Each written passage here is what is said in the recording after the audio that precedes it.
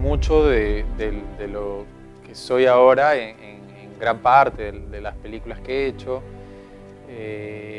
Vienen de un interés desde chico por el cine, quizás incentivado por mi padre. En esa época había un cineclub en Barranco, el Cinematógrafo, al que íbamos siempre y, digamos, había esa pequeña puerta o ventana, un cine fuera del cine comercial ¿no? que un poco monopoliza la cartelera. Y por otro lado tenía un gusto, un interés por la literatura, ¿no? De hecho, lo primero que estudio es literatura y también en esa época, inicios de los 90, estudiar cine era pues casi imposible y ejercer una carrera de director de cine aún más.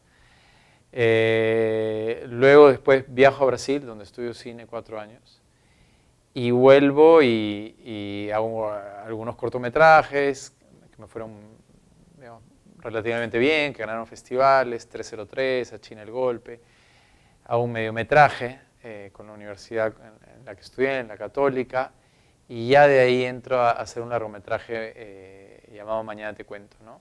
Entonces, digamos, los primeros años he intercalado entre el cortometraje, las series, la televisión y el largometraje, ¿no? Ya de ahí me he ido metiendo mucho más al mundo del cine y ya las 3 últimas películas, incluido el documental, El Evangelio de la Carne, La Hora Final y Contigo Perú, ya parten directamente desde un interés personal, ¿no? De contar algo que a mí me movía, ¿no? Historias que yo quería contar desde un determinado punto de vista, ¿no?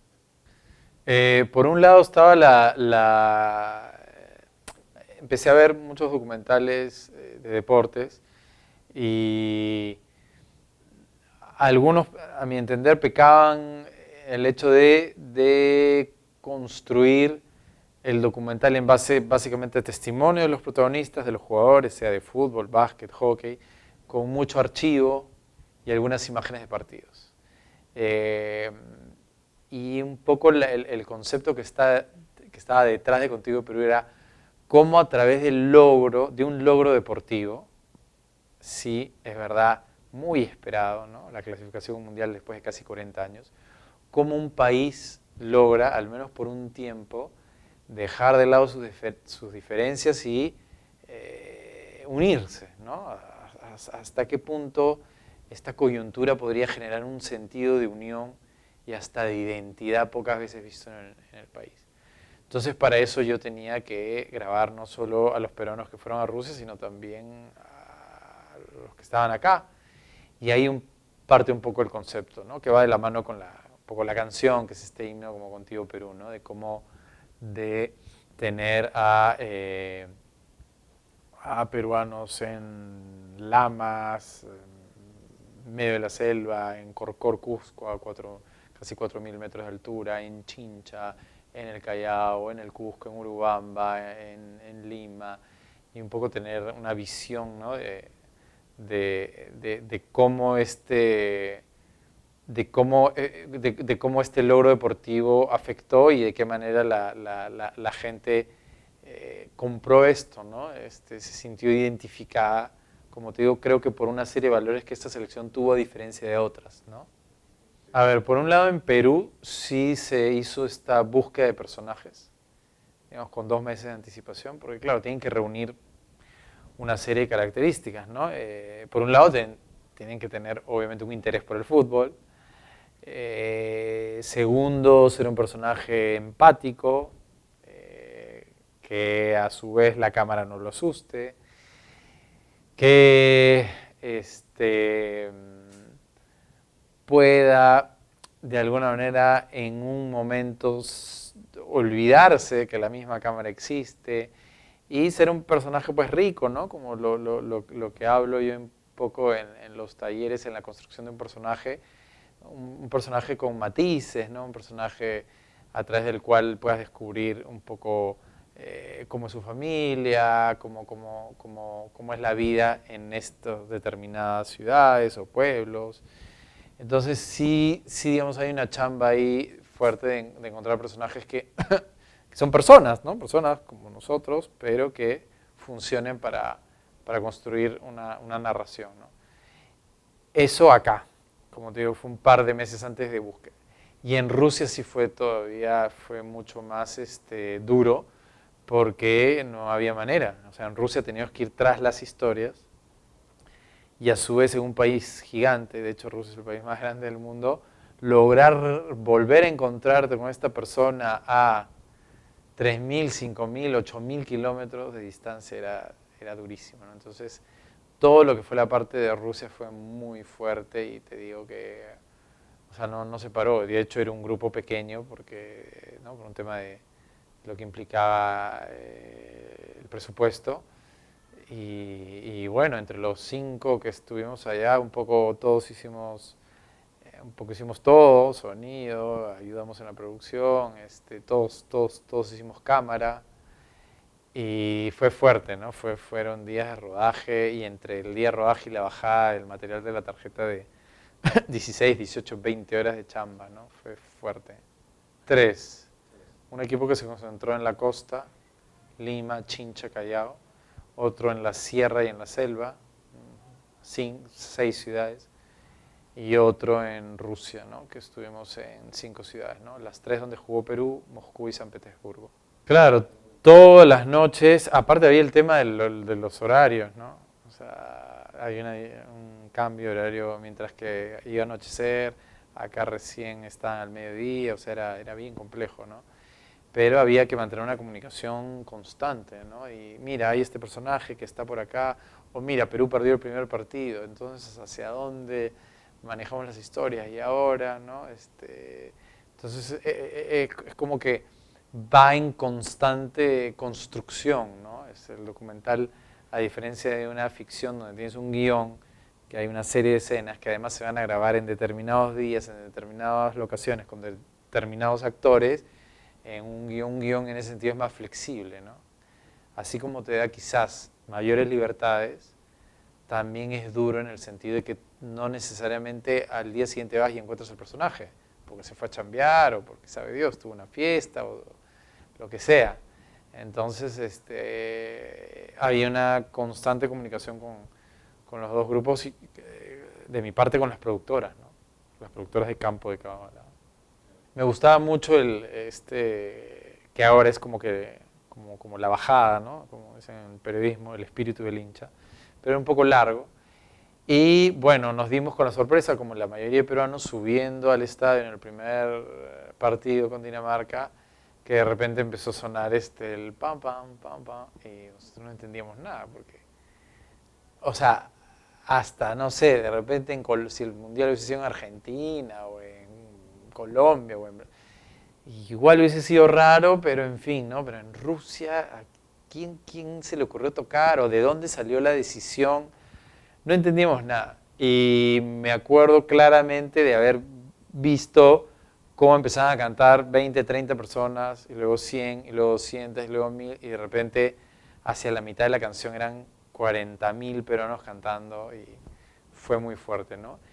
Y creo que la letra de la canción pues está absolutamente emparentada con un poco la idea central de la película, ¿no? Entonces en ese momento dijimos, pucha, que se tiene que llamar Contigo Perú, no hay otra.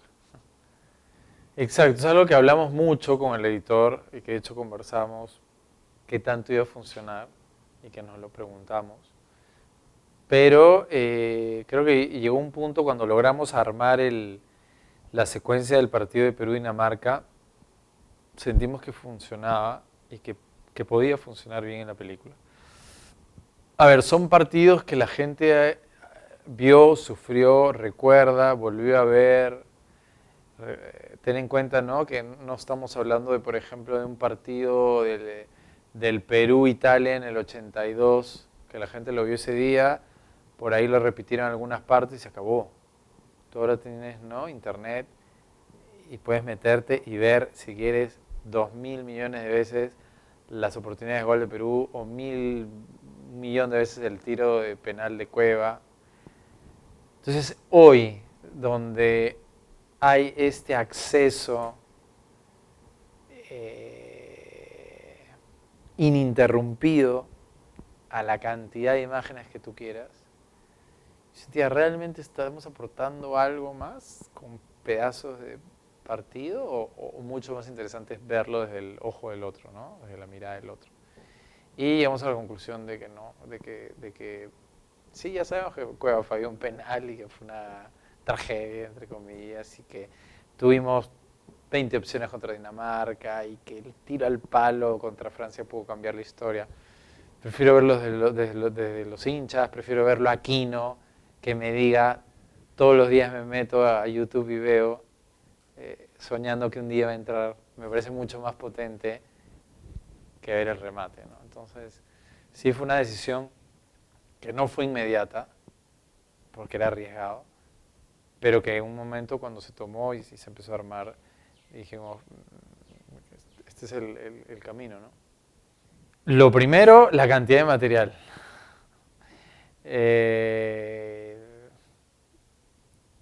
O sea, la cantidad de material fue gigantesca, enorme. O sea, te estoy hablando de cerca de 250 horas de material, enorme.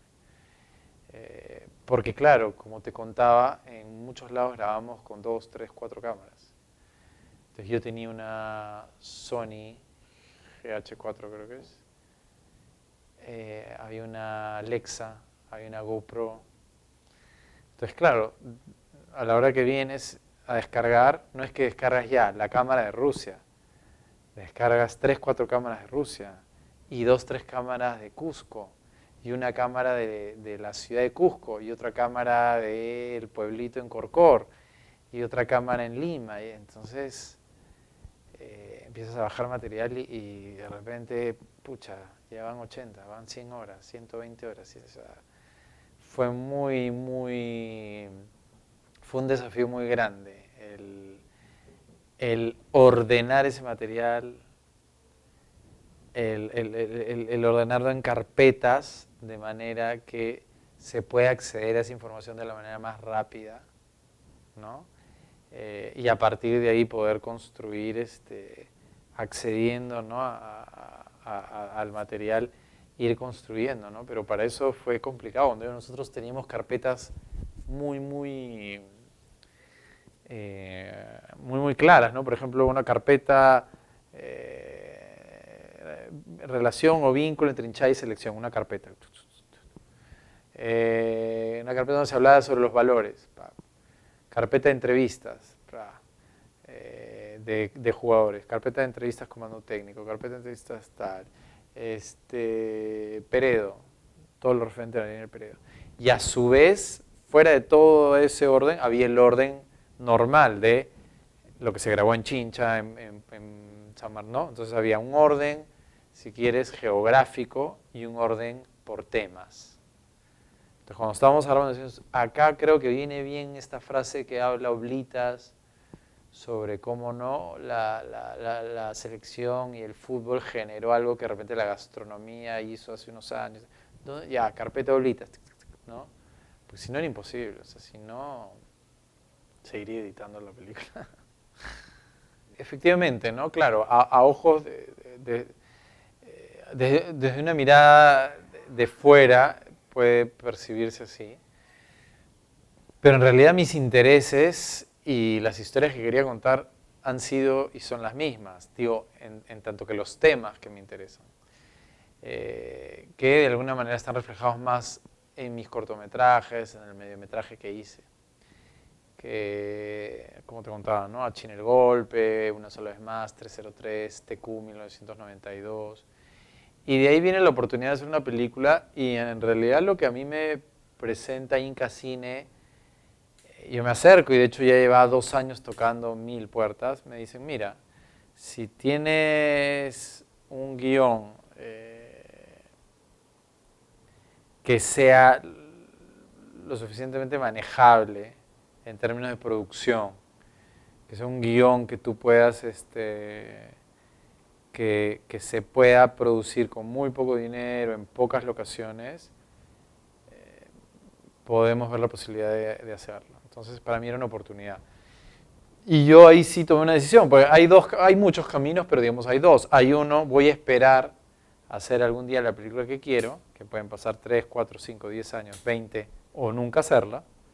O dos, sí, voy a hacer la película que pueda hacer hoy, y ya que el cine es además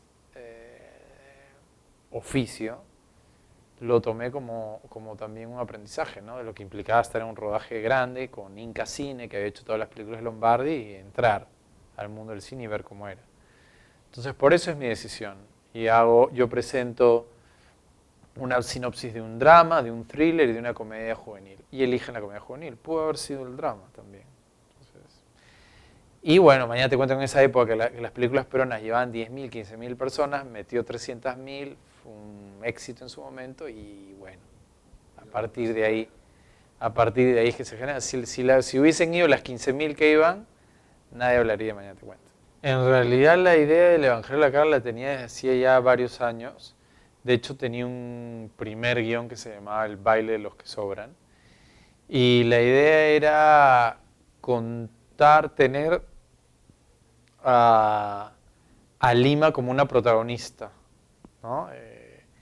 Yo siento que han habido películas que en mayor o menor medida han tomado, pero muchas películas peruanas yo sentía que podrían haber sucedido en cualquier otra ciudad. Yo quería que fuese muy presente y que se sintiera, como te digo, Lima protagonista de la película. Para eso iba a funcionar mucho mejor si yo contaba una historia coral, ¿no?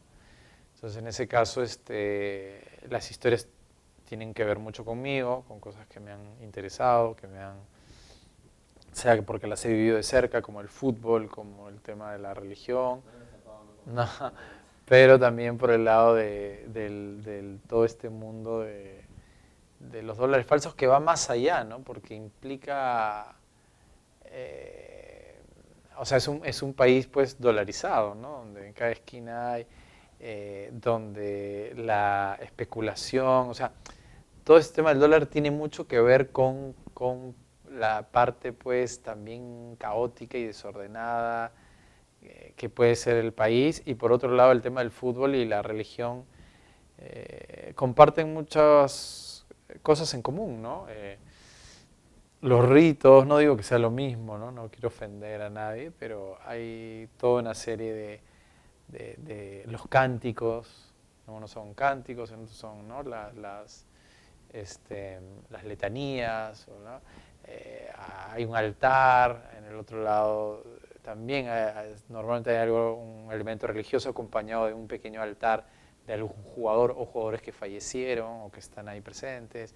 Hay la caminata, al igual que las barras van caminando hacia el estadio, la iconografía, o sea, hay mucho en común, porque básicamente, más allá del color de la camiseta del equipo, más allá de tal o cual religión, lo que busca la gente es sentirse parte de algo. Lo que la gente quiere sentirse es eso, sentir que ese grupo dentro de la barra, en este caso de la trinchera norte o comando sur, es mi familia. Y este grupo dentro de la hermandad, en la cuadrilla número 25, es mi familia. Entonces, es eso, es esa búsqueda de pertenecer a algo, ¿no? A ver, yo siento con respecto a otros países que, por ejemplo, han vivido años de violencia muy fuertes como Colombia, que en realidad se ha tocado más bien el tema muy poco. Creo que la percepción que se tiene